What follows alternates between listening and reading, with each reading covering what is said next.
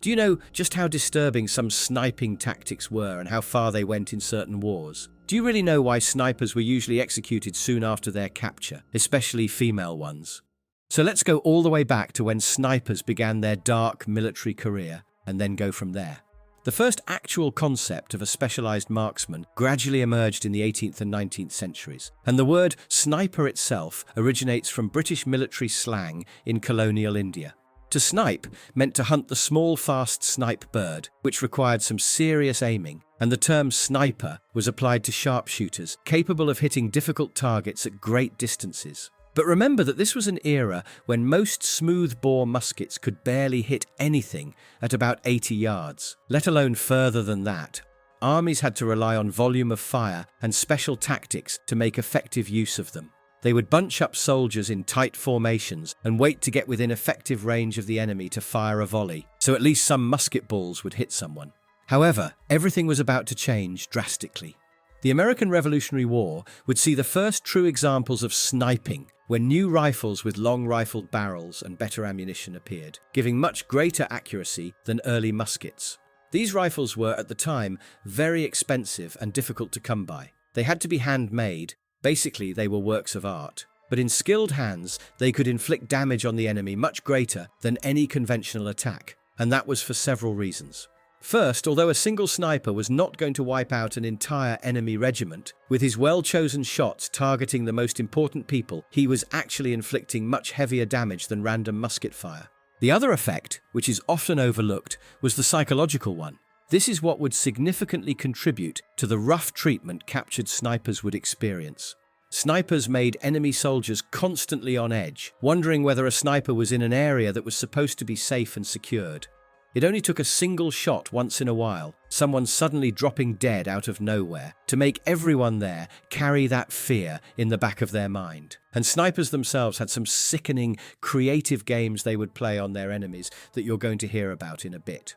Then, in the American Civil War, sniper warfare reached a horrific level never seen before in history. They now had mini-ball ammunition, and rifled muskets were widely adopted, which raised the average infantryman's effective range up to 300 yards. Well-made precision rifles became more affordable, and the first dedicated and properly trained sharpshooter companies were formed. They learned concealment and camouflage, and were trained to find the most valuable targets that would disrupt the enemy's effort during the battle as much as possible, like officers and messengers, artillery crews and similar. New fine rifles with hexagonal bore rifling could reach well over half a mile, and even the first telescopic sights started to appear. Confederate sharpshooters really terrorized Union troops, taking out several very high-ranking officers, like the famous shooting of General John Sedgwick from about 800 yards. The general arrogantly said they couldn't hit an elephant at this distance after being warned about snipers. Moments later, he was hit just under his left eye and killed. Confederate armies started organizing dedicated sharpshooter battalions, picking the best marksmen from each regiment to form elite corps. They were given freedom to roam the front and hunt targets of opportunity. They soon got Whitworth rifles in .451 caliber, with telescopic sights that could hit targets even past 1,000 yards, something that had previously seemed impossible. This often wreaked havoc on Union soldiers' minds, but it was still only the beginning of what snipers would actually do in history and how far it was going to go. The whole world saw what they could do in war, especially on the side that couldn't win a fair and square fight because of inferior numbers or weaponry, like guerrilla forces. But the idea of elite sniper units, for some reason, went into a lull for a few years. The major European armies now had powerful bolt-action rifles and better powder that gave every soldier an effective range up to about 1,000 yards, even with iron sights, with full metal jacket bullets now standard. Battles were still mostly decided by volley fire, bayonet charges, and cavalry. So there didn't seem to be much sense in training a single specialist sharpshooter at the time. However, that was soon going to change drastically when another war created the opportunity for snipers to unleash their most horrifying tactics and take tens of thousands of lives. It was the First World War.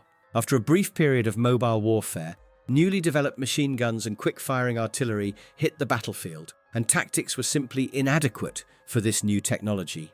The war quickly turned into a bloody stalemate in mud. No one seemed to have a solution for it, and they tried all kinds of different tactics to break it. And of course, sniping was one of them. It made the trenches even more deadly, because soon no one could raise their head above the ground. German snipers were actually the first to gain that deadly reputation, while the Allies were quite unprepared for what was about to happen.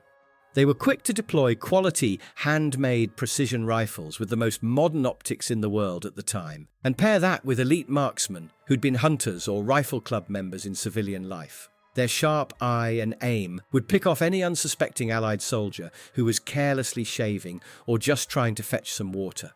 The deadly cat-and-mouse game in the World War I trenches began, and now, for the first time in history, it got pushed to absurd levels with some disturbing yet ingenious creativity. You'll see what I mean. First, snipers would conceal themselves in shell craters, ruins, or specially made fortified loopholes in the trench parapets, where they could get a good view of the enemy line. Germans used, for example, steel shields and double-layered helmets for their snipers. To counter this, the British brought their elephant rifles up to the front, but this was nothing compared to what sniping was about to turn into. Any soldier who accidentally exposed himself for a brief moment became yet another example of why you shouldn't peek over the sandbags and why periscopes had to be used. But even then, they weren't safe, because snipers learned to shoot at trenches in a way that made the bullet ricochet downwards and still hit the soldier, even if he was protected from a direct hit. A single well-positioned sniper could inflict tens of casualties in a day before being taken out or forced to retreat. On some trench sectors, it was normal for about 10 soldiers a day to be shot by snipers. At first, the only way to deal with a sniper who was wreaking havoc on a whole front section was to shell the entire area where they thought he might be with a heavy artillery barrage. That would either kill him or make him pull back for a while and change position. But it usually didn't take long before he came back or someone else replaced him. Snipers had a huge impact on morale and created that constant feeling that someone was watching you, even when there wasn't a sniper on the other side. Camouflage and optics kept improving, and sniping soon slipped into outright bizarre tactics that were still very effective. One of the most famous is the fake dead horse. It wasn't just about building a fake dead horse and dumping it out there. The trenches were constantly watched by both sides, trying to spot anything suspicious that hadn't been there the day before. They were photographed daily and closely analysed. It's said that the French were the first to come up with this idea. They'd wait for the right moment, when a real dead horse was lying in no man's land. Then they'd make a realistic copy of it from paper and wood, carefully painted, with a small, well-camouflaged loophole through which a sniper could put his barrel. Under cover of darkness, they'd drag away the real carcass, put the fake horse in its place, and get the sniper into position. A hidden telephone cable ran back to the trench, so he could also observe and report what the enemy was doing. The next day, everything looked exactly like it had the night before, at least to anyone glancing from the other side. The sniper might even wait a whole day before firing his first shot, just to make sure his cover was absolutely foolproof. The same idea was then used with trees. On some parts of the front, only a few tree stumps had survived the constant artillery barrages, and they tried to turn even those to their advantage. They'd build an exact copy of one of the remaining trees, then sneak out and swap it during the night in complete silence. When morning came, the same tree was still in the same place, only this time there was a sniper inside it, with a nice elevated position overlooking the enemy trenches. Soldiers on all sides quickly started hosing down even the real trees with rifle and machine gun fire and trying to cut them down with artillery, because they'd seen what a single sniper hidden in one of them could do. However, if you think this is as far as it could get, think again. Take a look at this. Fake human heads. Also designed to be as realistic as possible, these heads would be slowly and cautiously lifted above the safety of a trench, mimicking a soldier peeking. Some even had a rubber tube through which the fake head could smoke a cigarette. The goal was to draw sniper fire and get the fake head shot. Once the enemy sniper took the bait, the counter-sniper, who'd already been watching and waiting for that shot, could see where it came from and neutralize him. Or, if he still wasn't found, they could examine the bullet hole in these decoys and work out the direction and approximate position where the sniper might be, then heavily shell the area with artillery. Because sniper tactics, as you see, evolved so creatively, they naturally became more effective and were taking out a significant number of soldiers daily while wreaking havoc on the psyche of others. This was only made worse with specific tactics meant to horrify the enemy, where they would intentionally shoot, not to kill, but to wound a soldier, then wait to see if someone would attempt to retrieve him. It's often said in the military that wounding a soldier actually does more damage than killing him, as now several others have to carry and care for him, and more resources are spent on him, so that's another reason they sometimes did this. These things didn't happen all the time, but they helped build the image of snipers as cold-blooded killers. This so-called unfair way of fighting, where your enemy doesn't really have a way to fight back, made the hatred towards snipers grow significantly. Already in the First World War, even though it was rare, captured snipers often didn't live long. In fact, execution on the spot was usually seen as a better option than something that would last much longer, be much more painful, and still end with the same outcome, if you know what I mean. However, there was also another side to this, where some humane, quiet, unwritten rules were respected. For example, on some sections of the front, if one side didn't target soldiers going to the latrines or carrying food or water to the front, the other side would also respect it and leave them in peace.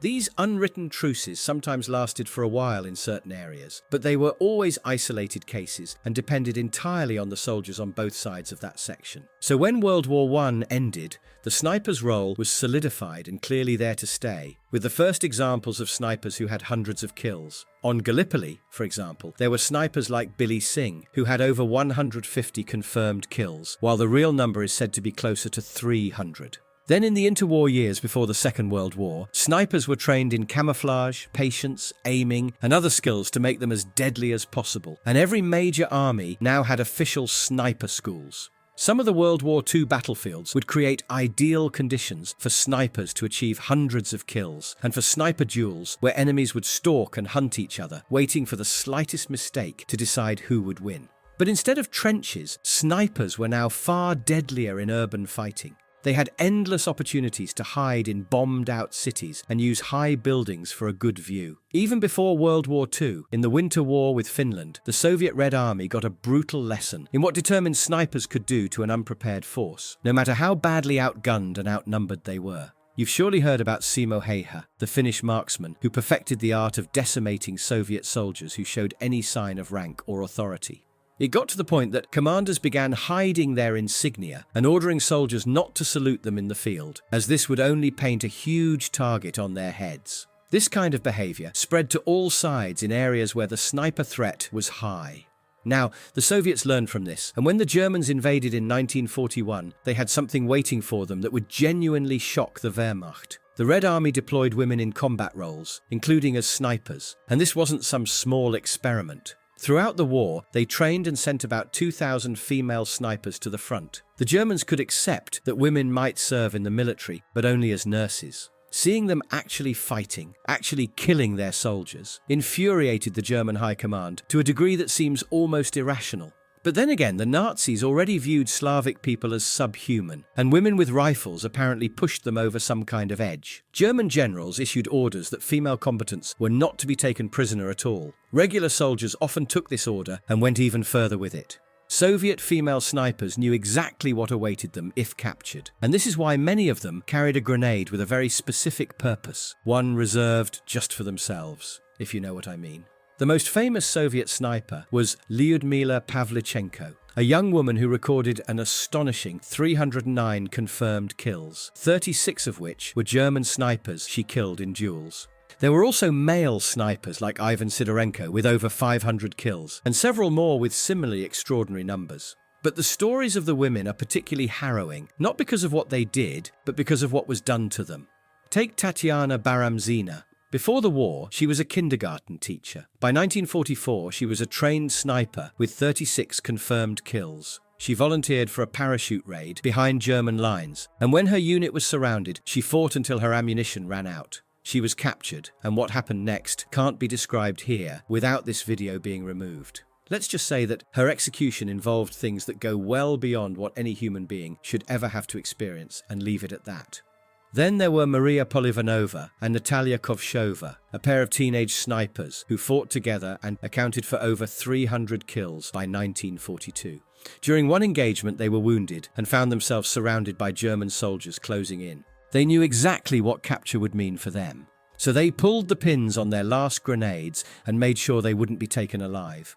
These are just the stories that got recorded and remembered. There are certainly many more that we'll never know about, where the final moments and the real truth are known only to the women who lived them and to no one else. But here's the thing, this German brutality towards snipers, and especially toward female snipers, backfired badly. Because when you know that capture means something far worse than death, you fight harder. You fight to the very end. You make your death as expensive as possible for the enemy. And that's exactly what they did. Of all those roughly 2,000 Soviet female snipers, only about 500 survived the war. That's a 75% casualty rate. And while many died in combat, a significant number met their end in ways that the Geneva Conventions were specifically written to prevent. The Battle of Stalingrad saw massive sniping on both sides, and snipers became one of the biggest threats on the battlefield. Japanese snipers on the Pacific Front earned one of the cruelest reputations in World War II, as they targeted even medics, which is a direct violation of the Geneva Convention, and used many other cunning tactics. They were therefore almost never taken prisoner by Allied troops. In 2 incidents where Americans fought the Italian army in Sicily, they lined up and shot 73 Italian and German prisoners of war who were suspected of being snipers.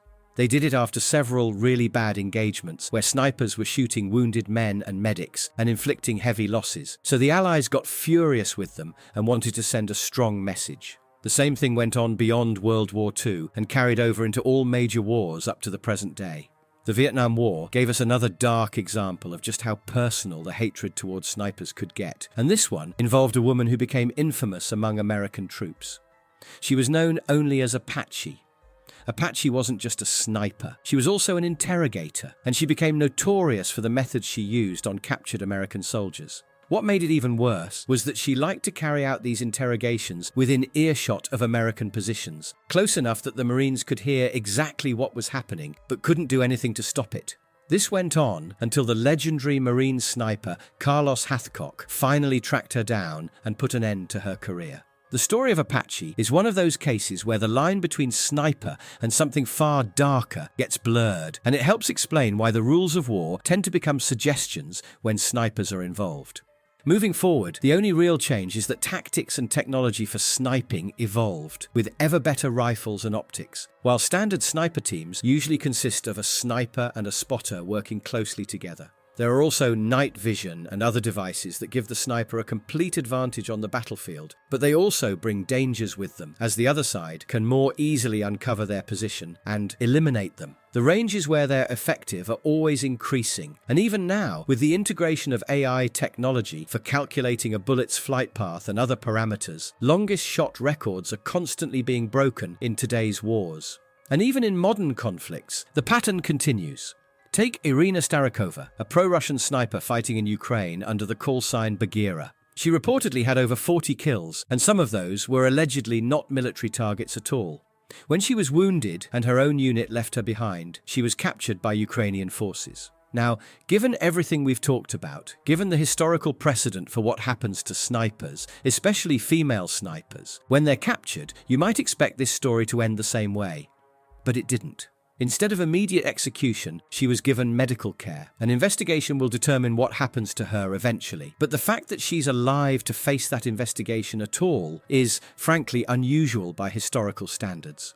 As for the so-called rules of war, from the legal standpoint, snipers are equally protected by the Geneva Conventions as other combatants, and sniping of legitimate military targets isn't considered a crime.